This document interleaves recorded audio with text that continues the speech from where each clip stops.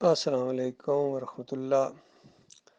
میں ارشد کرملائی اپنے فوجی بھائیوں سے مخاطب ہوں، اور خاص کر آرمی آفیسر سے، اور ان میں بھی خاص کر 70th PMA لانگ کورس سے، اور ان میں بھی خاص کر JCB9 جتنے بھی میرے کورس میٹس ہیں۔ دیکھیے، ہم یہاں باہر جب بیرون ملک دیکھتے ہیں اپنے ملک کو، اور خبروں میں سنتے ہیں یا دوسرے لوگ کمنٹس کرتے ہیں، تو اس کا بڑا اثر پڑتا ہے ہمارے اوپر۔ آج ایک ویڈیو سامنے آیا جس میں آصف علی زرداری صاحب کو پاکستان کا صدر منتخب ہونے کے اوپر گارڈ آف آنر دی جا رہی تھی۔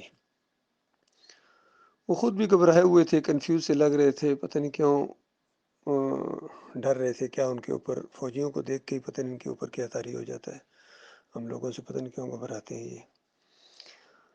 تو بہرحال کہنے کا مقصد یہ ہے کہ دیکھیے، پورے پاکستان کے اندر سے آپ کو کوئی اور نہ ملا صدر بنانے کے لیے، کوئی اور نہ ملا وزیر اعظم بنانے کے لیے، کیونکہ شہباز شریف بھی اسمبلی میں جس دن انٹر ہوئے وزیر اعظم بن کے، تو شیم شیم کے نعرے لگنا شروع ہو گئے۔ اسی طرح وزیر اعلیٰ بنی جو مریم بی بی، ان کے اوپر بھی شیم اور چور اور پتہ نہیں کیا آوازیں کسنی شروع ہو گئی۔ تو یہ بےزتی ہوتی ہے، ملک کی بےزتی ہوتی ہے، لوگ دیکھتے ہیں اس کو، اور ہمیں ان چیزوں کا خیال رکھنا چاہیے۔ ہو سکتا ہے آپ کہیں کہ اس میں فوج کا کیا قصور ہے، یہ تو عوام کے چنے ہوئے نمائندے ہوتے ہیں، تو یہ بات بالکل کوئی ماننے کے لیے تیار نہیں ہے۔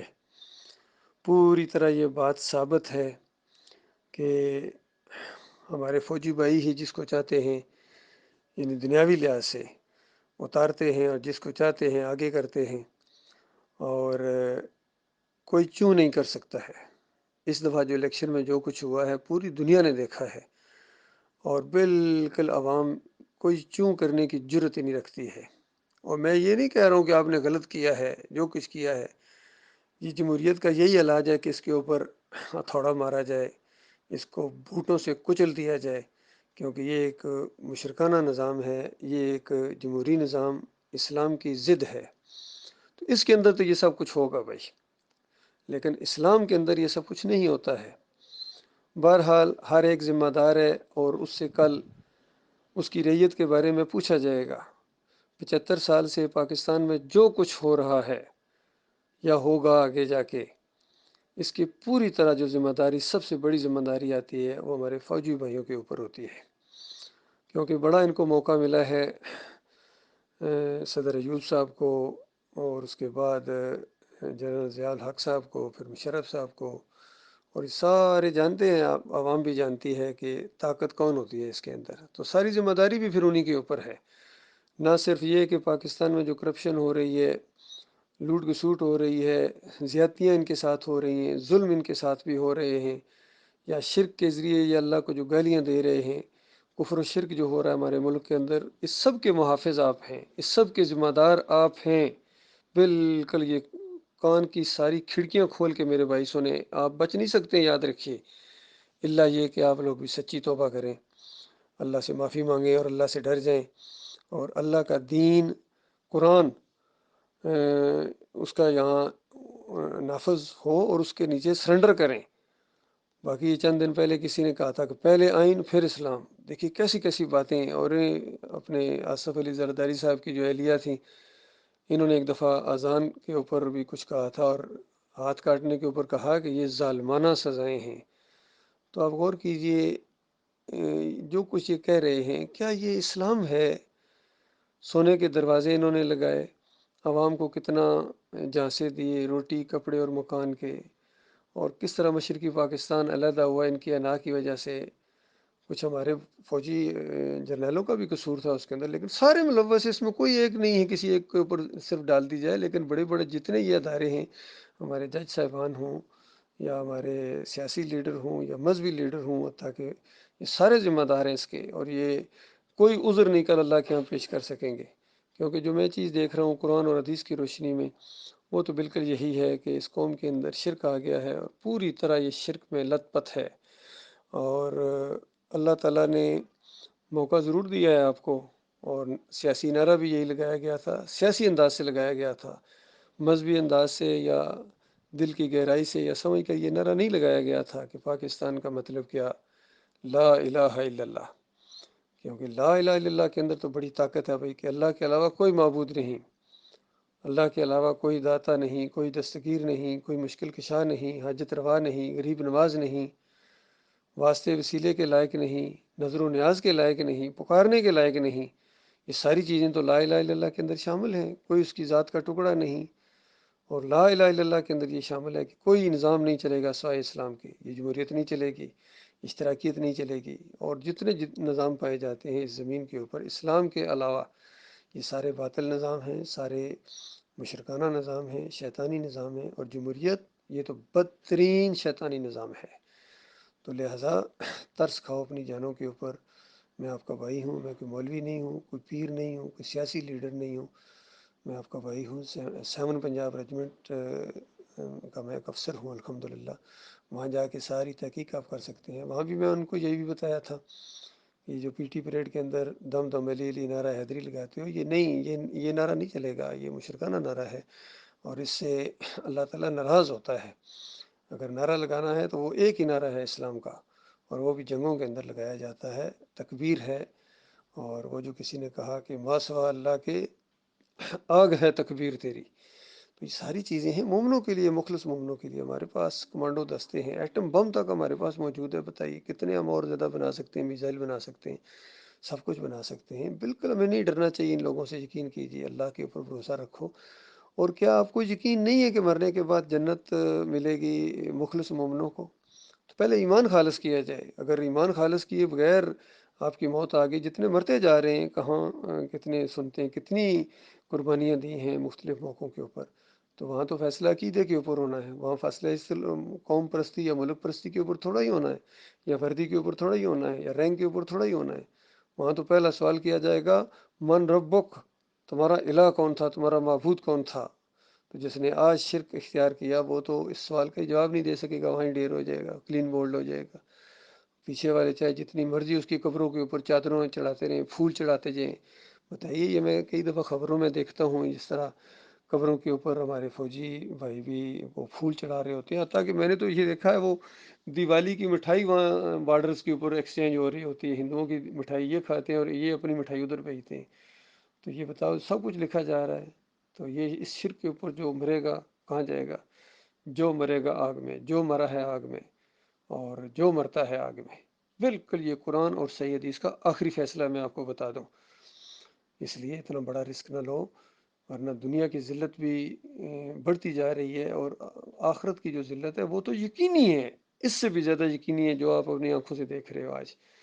دیکھیں، ہر طرف دشمنوں نے آپ کو گھیرا ہوا ہے، اور یہ اتحادی اکٹھے ہو رہے ہیں، اور آگے جا کے بڑا سخت وقت آپ کے اوپر آنے والا ہے۔ تو اس کا ایک ہی علاج ہے کہ سب سے پہلے اپنے ایمان کو درست کیا جائے، اور اس کے بعد ساری چیزیں، پہلے ایمان، پھر رمضان، پھر عمرہ، پھر حج، پھر جنگیں، پھر سب کچھ جہاد، یہ ایمان کے بعد ہے۔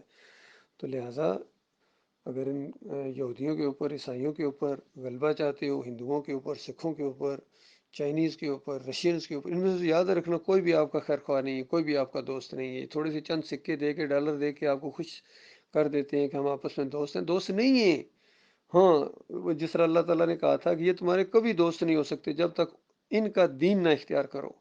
تو آپ لوگوں نے ان کا دین اختیار کیا ہوا ہے۔ قبر پرستی آپ کا دین ہے، غیر اللہ کے نعرے آپ کا دین ہے، غیر اللہ کی نظر و نیازیں آپ کا دین ہے۔ تو یہ سب کچھ تو موجود ہے آپ کے اندر، اس وجہ سے دوستیاں بھی ہیں۔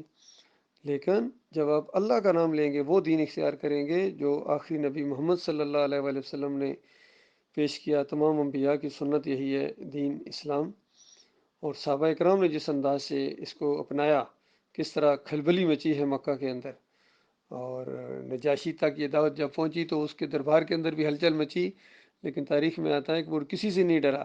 اور جب لوگوں نے کہا کہ یہ تمہارے لوگ، عوام تمہارے مخالف ہو جائیں گے، تو اس نے کہا جب اللہ نے مجھے بادشاہی دی تھی تو ان لوگوں سے پوچھ کے نہیں دی تھی، یعنی یہ اس کا عقیدہ تھا کہ اللہ جس کو چاہتا ہے حکومت دیتا ہے، اللہ جس کو چاہتا ہے حکومت اس سے چھین لیتا ہے، جس کو چاہتا ہے عزت دیتا ہے، جس کو چاہتا ہے ذلیل کرتا ہے۔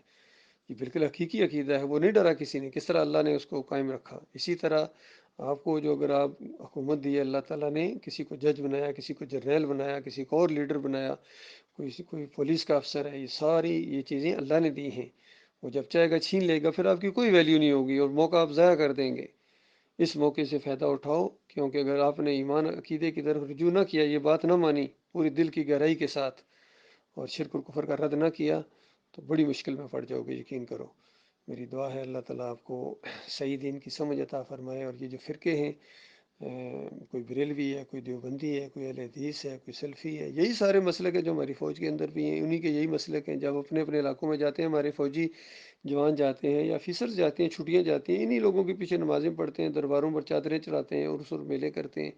اسی معاشرے کا ایک حصہ ہے۔ دماغوں کے اندر تو شرک ہے، لیکن شرک دماغ میں ہو اور ان سب کو اکٹھا کر کے اگر آپ کہیں کہ ہم اس طرح، وہ جناب جس طرح عوام کو اپنی قابو کر لیتے ہیں، اسی طرح آگے جا کے فرشتوں کو بھی قابو کر لیں گے، تو یہ آپ کے بس کی بات نہیں ہے۔ صرف ایک فرشتہ ہی پوری دنیا کی فوجوں کو ڈنڈیا لگانے کے لیے، ان کو اردی لگانے کے لیے اور ان کو پٹھو لگانے کے لیے کافی ہے۔ صرف ایک فرشتہ ہی، اللہ کے اتنے لشکر ہیں، اللہ کی اتنی فوجیں ہیں، اور وہ کسی سے ڈرنے والا نہیں ہے۔ ایک انتہائی معمولی لشکر اس نے بھیجا تھا، جب یہ جس کو کرونا کہتے ہیں، کرونا وائرس، تو آپ اندازہ لگائیں پوری دنیا کو جکڑ کے رکھ دیا تھا اللہ تعالیٰ نے۔ پوری دنیا کی تنظیمیں، ایجنسیاں، فوجیں، دولت اس کے سامنے بے بس ہو گئی تھی، اس کرونا وائرس کے سامنے، کیونکہ وہ اللہ تعالیٰ بڑی قدرت والا ہے، بڑی عزت والا ہے، بڑی شان والا ہے۔ تو یہ انتہائی خیر خواہی کی وجہ سے یہ باتیں آپ کو کہہ رہا ہوں کہ دیکھو، جس طرح کہتے ہیں نا کہ اگر کسی کو خوشی نہیں دے سکتے ہو تو غم ہی تو نہ دو، کسی کو زخم اگر اس کے اوپر مرہم نہیں رکھ سکتے ہو تو اس کے اوپر نمک تو نہ چھڑکو۔ تو یہ آپ لوگوں کا، یعنی کرپٹ لوگوں کو پھر بار بار آگے لانا، ان کی عزت کرنا، گارڈ آف آنر اور سلوٹ کرنا، یہ فوج کی توہین ہے، یقین کیجیے۔ مجھے بڑی تکلیف ہوئی ہے جب انہوں نے گارڈ آف آنر پیش کیا ہے اور سلوٹ کیا ہے 10% کو، اور دوسرے کرپٹ لوگوں کو جنہوں نے پاکستان کا مال لندن میں لے گئے، دبئی میں لے گئے، اور ان کو ہماری فوج سلوٹ کر رہی ہے، پولیس سلوٹ کر رہی ہے۔ تو بہت ہی بڑی جو ہے نا ایک کمزوری ہے، بہت ہی بڑی محرومی ہے اور بےزتی ہے، اور یہ گناہ کے اندر ہے۔ یہ آپ کا گناہوں کی گٹھری مضبوط ہو رہی ہے۔ کہ آپ نے وہ حدیث نہیں سنی ہے نبی علیہ السلام کی کہ وہ قوم کبھی فلاح نہیں پا سکتی جو ایک عورت کو حکمران بنا لے؟ تو نبی علیہ السلام کی بات ہے، اللہ کا کوئی وقار نہیں ہے۔ باقی ذرا سی کوئی دوسری جو نہیں مانتے وہ تو کافر مشرک ہیں، وہ خاکے بنائیں یا اس طرح کریں، وہ تو ان کریں، وہ تو ہیں ہی کافر مشرک۔ تو یہ جو اپنے کر رہے ہیں، اس کا کیا معاملہ ہوگا بتائیے؟ دین کو تماشا بنایا ہوا اور آپ لوگ اس کے محافظ بنے ہوئے ہیں، شرک کے آپ رکھوالے بنے ہوئے ہیں، تو اللہ تعالیٰ آپ کو چھوڑ دے گا؟ بالکل۔ میں پورے شرح صدر کے ساتھ میں یہ بات اپنے فوجی بھائیوں کو کہہ رہا ہوں، خاص کر آرمی چیف کو، جنرل آصف منیر صاحب کو، کہ اس طرف توجہ دیں۔ آپ تو حافظ قرآن ہیں، آپ سے تو زیادہ پوچھا جائے گا، آپ بہت بڑے ذمہ دار ہیں۔ اور قرآن کو پڑھو، قرآن کے پہلے صفحے کا یہ انکار ہے، یا علی مدد، یا رسول اللہ مدد، یا غوث مدد، گنبد، قبے، عرس، میلے، یہ کفر ہے قرآن کا، کلمے کے ساتھ یہ غداری ہے، اور آپ ان سب چیزوں کے محافظ بنے ہو، کسی کی پرواہ نہ کریں، بالکل کوئی آئین وائن نہیں ہے قرآن کے علاوہ اور صحیح حدیث کے علاوہ۔ باقی اس کے اندر صرف لکھ دینا کہ حکمیت صرف اللہ کی ہے، لکھنے سے کیا ہوتا ہے؟ بلکہ صحیح دین کے اندر تو لکھنے کی بھی ضرورت ہے، یہ بھی کوئی لکھنے والی چیز ہے کہ حکمیت اللہ کی ہے؟ وہ حکمیت تو ویسے ہی اللہ کی، پوری کائنات کا وہ حکم ہے، تو اس کے سامنے سرنڈر ہو جاؤ۔ یہ اللہ کی بات آپ کے سامنے آئی ہے، اس کو سنجیدگی سے لو، اور ذرا برابر اس کے اندر شک کرنے کی ضرورت نہیں ہے۔ قرآن الحمدللہ سے لے کر والناس تک یہ ایک مسئلہ ہے کہ تمہارا مالک اللہ ہے، تمہارا داتا اللہ ہے، دستگیر اللہ ہے، مشکل کشا اللہ ہے، اس پر بھروسہ رکھو، توکل رکھو، اس کے اوپر کھڑے ہو جاؤ ایک دفعہ ان کافروں اور مشرکوں کے سامنے، دیکھنا کوئی تمہارا بال بھی پھیکا نہیں کر سکتا ہے۔ یقین کرو، تمہارا روب اور دبدبا دوسری قوموں کے اوپر ہوگا۔ اپنی ایٹمی تنصیبات اور ایٹمی میزائلوں کو ذرا حرکت دو، ان کو اپنے ملک کے اندر مناسب جگہوں کے اوپر تعینات کرو، اور بتانے کی ضرورت نہیں ہے، وہ خود خبریں پھیلیں گی کہ پاکستان یہ کیا کرنے جا رہا ہے۔ اس طرح ان کے دلوں کے اوپر ہیبت طاری ہوگی۔ جو پاسنگ آؤٹ پریڈ کے اوپر سورہ انفال کی آیتیں میں نے سنی تھی، ابھی تک مجھے زبانی یاد ہے، ان کا انگلش کے اندر ترجمہ بھی مجھے زبانی یاد ہے، اردو کے اندر بھی، کہ اپنی ساری قوت اور فوجی قوت کو تیار رکھو اللہ کے دشمنوں کے خلاف، تاکہ ہیبت طاری ہو جائے ان کے دلوں کے اوپر جو دشمن ہے اللہ کے اور تمہارے دشمن۔ اور اس کے علاوہ کچھ اور جن کو تم نہیں جانتے مگر اللہ جانتا ہے۔ اور آخر میں بڑے زبردست انداز سے یہ بات کہی جاتی تھی، and whatsoever you will spend in the cause of Allah shall be repaid to you and you shall not be treated unjustly, کہ جب جو کچھ تم اللہ کے راستے میں خرچ کرو گے وہ تمہیں واپس دیا جائے گا اور تمہارے ساتھ ناانصافی نہیں کی جائے گی۔ اللہ تعالیٰ آپ کو اس کی توفیق عطا فرمائے۔